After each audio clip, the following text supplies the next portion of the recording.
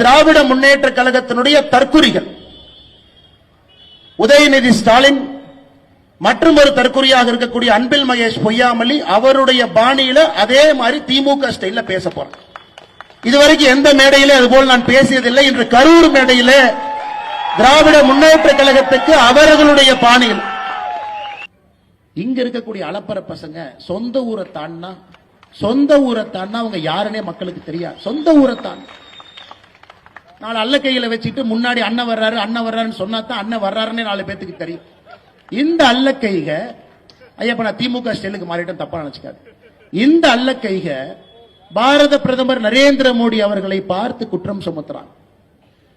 உதயநிதி ஸ்டாலின் சொல்றாரு, நேற்று முன்தினம் மோடி மட்டும் தமிழ்நாட்டுக்கு வந்தாருன்னா முதல்ல நாங்க கோ பேக் மோடின்னு சொன்னோம், நாங்க இன்னும் கெட் அவுட் மோடின்னு சொல்லுவோம். அப்படி உதயநிதி ஸ்டாலினுக்கு நான் சொல்றேன், நீ சரியான ஆளா இருந்தா, சரியான ஆளா நீ இருந்தீங்கன்னா உன் வாயிலிருந்து கெட் அவுட் மோடி நீ சொல்லிப்பார். இல்ல எங்க அப்பா முதலமைச்சர், எங்க தாத்தா 5 முறை முதலமைச்சர், நீ சொல்லி பாடுறா பார்க்கலாம். நீ சொல்லிப்பார். நான் சொல்றேன், நீ சொல்லிப்பார்.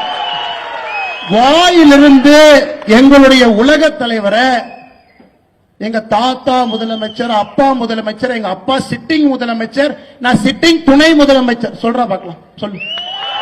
நீ மந்தாளத்து கேட்ல சொன்ன 2 நாட்களுக்கு முன்பு நீ என்ன சொன்ன? சென்னையில கெட் அவுட் மோடி, வெளியே போடா மோடின்னு சொல்லுவாராம். உன் வீட்டுக்கு வெளியே வந்து பால்டாயில் பாபு போஸ்ட் ஒட்டிட்டு வரும். நீ சொல்லுகின்ற அதே பாஷையிலே நான் பேசு. உனக்கு ஒரு உலக தலைவரை மதிக்க தெரியல. ஒரு கத்துக்குட்டி, நீ கத்துக்குட்டி. காலையில 11:30 மணிக்கு தான் உன் மேல வெயிலே படும். நீ சூரியனை நேரா பார்த்தது கூட கிடையாது.